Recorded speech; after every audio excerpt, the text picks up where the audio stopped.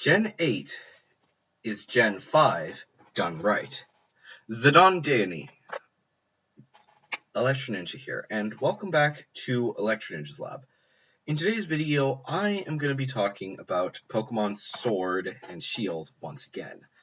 Now, obviously I've talked about the game quite a bit, but something was bugging me. Why is this game so good? And why have other games failed to be good in the past? And that's when I realized that this game is basically black and white done right. And it's an odd concept to think about, that a game that most people will agree is an awful game, and very few people actually like black and white. I do know some people who do enjoy the games and will say that it's one of the best regions ever. But then there's Pokemon Sword and Shield, which is across the board actually being praised quite a bit. You wouldn't think that it would be because of the fact that there are a lot of people were complaining about it early on, but now I haven't seen anything but praise for the game. Even though people were upset about Dexit and all that stuff, almost everyone is actually really happy about the game, no matter what you look at. And that actually led me to think, why is this? And I found out it was because the game is basically black and white, but better. The game has its own story. While almost every single one of the games, except for Black and White and now Gen 8, had an overarching story that somewhat connected to each other, such as how Gen 1 and 2 connected a lot because of the fact that the legendary birds were introduced in Gen 1, and in Gen 2 we met Lugia, Ho-Oh, and the legendary beasts, which actually connected really closely together.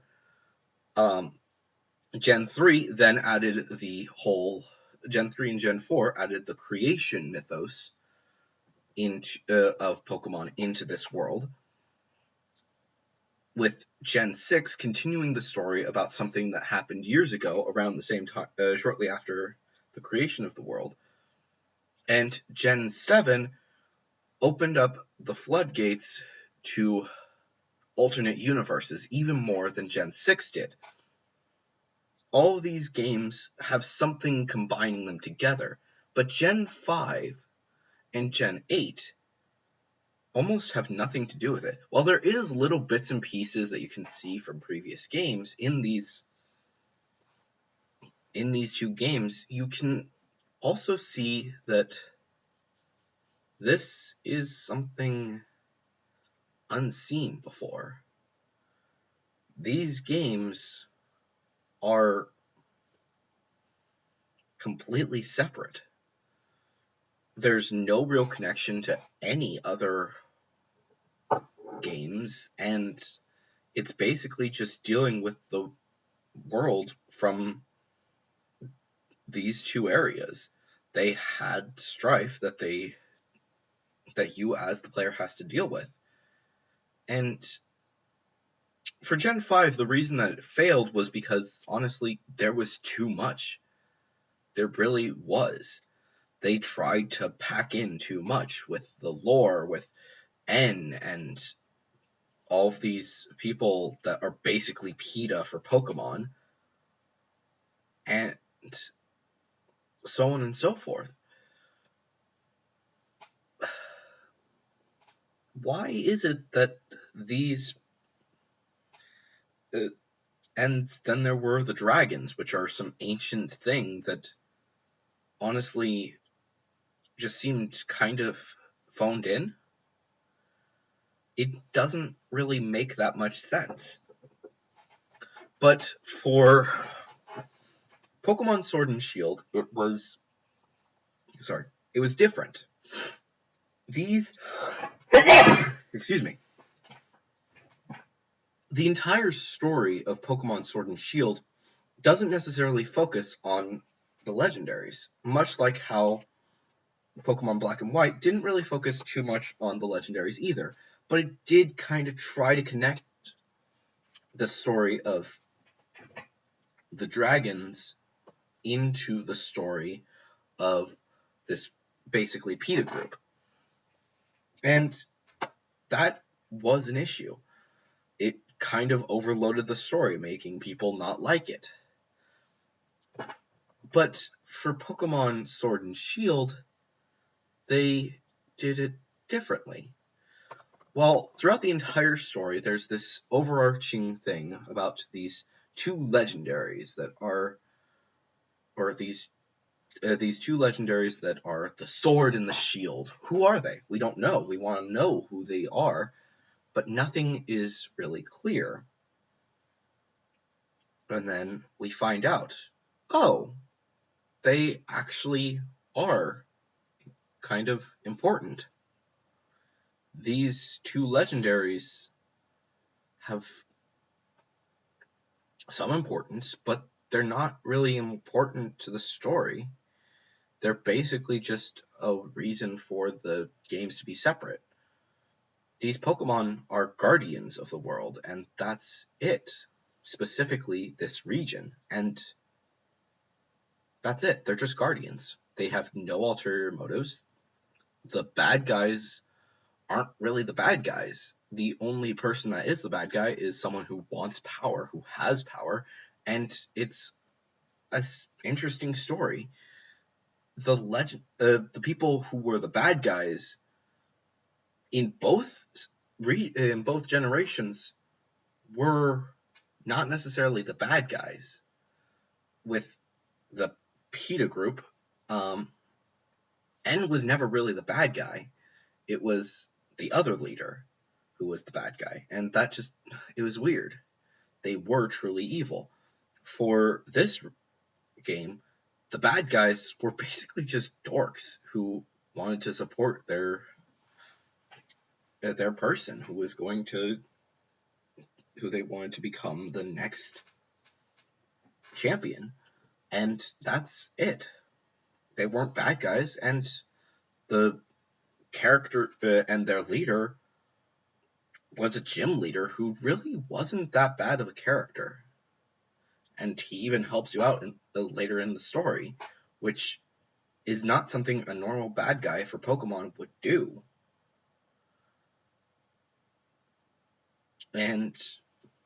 But for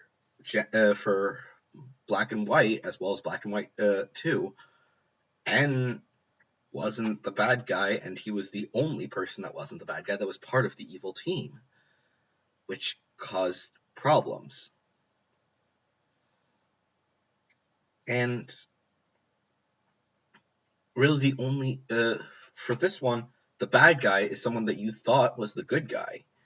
And that is a great way to actually tell the story. These characters who are, quote unquote, the bad guys, are people who want power. They think that this legendary Pokemon who has been hiding under the earth for who knows how many years is going to give them more power with the Gigantamax things. And, well, it does. Just being straight up, that Pokemon gave him power. But we were able to defeat him, meaning that we could get Eternatus and basically save the world. And that's honestly great to actually be able to use to save a Pokemon. And that's the only story. That's the story of Pokemon Sword and Shield. And then the post-game happens, which is where we actually are able to get our new legendaries. And they're not good, or they're not bad. They're just legendaries. They're guardians. And people think, oh, we should be the ones who get to use them. And that's literally it. And that's fine. That's a good way of telling the story. These people are idiots who think, oh, because we're the descendants, we should be able to use these Pokemon. But no, you and Hop saved the world, and as such, the two legendaries consider you two to be worthy of their power. And honestly, what I would love to see is something in the future where your character gets a canonical version of who this character is in a future game. And they are the one who travels around the world along with Hop to save other worlds. It's to save other regions, much like how uh, your character in Red and Blue continued on his journey. Red became the champion of the world, becoming someone who trainers all over the world look up to. And that is part of the story for Pokemon. Gen 8 is creating a new character who will be taking up the role as a hero who people all over the world can look up to, and not just one, but two, Hop and your character. Which, what I would love to see is, for the next game, they copy the character that you have on your Switch as the hero. And if the next game is going to be on the Switch. And that is going to be what you will get. Otherwise, you will get a generic version, most likely the guy. Let's be honest. Oh, actually, I think the girl would probably be the better option since they have Hop. Have the girl main character just be the character that you see in the next Pokemon game. And eventually, when you save the world, they realize, maybe you're worthy to gain this Pokemon. And that's how you get that Pokemon in the future, in future games. But I don't know. I think that it needs some development, and I hope that Pokemon will realize, oh, we have a good way of going with this. Let's develop our characters a bit more. And that will be what we get. But I don't know. Hopefully this helps you understand what I think is going to be happening. This is technically a theory video, but it's also explaining why Pokemon Sword truly is Pokemon Sword and Shield may just be the best Pokemon games. But anyways, guys, hopefully you guys enjoyed this video. If you did, please leave a like. And, of course, leave your theories down in the comments below. Make sure to use the hashtag theory review if you have any theories about anything that I talk about on this channel. And, of course, subscribe if you're new and ring that notification bell. But anyways, guys, I've been Electric Ninja, and I will see you guys next time. But on.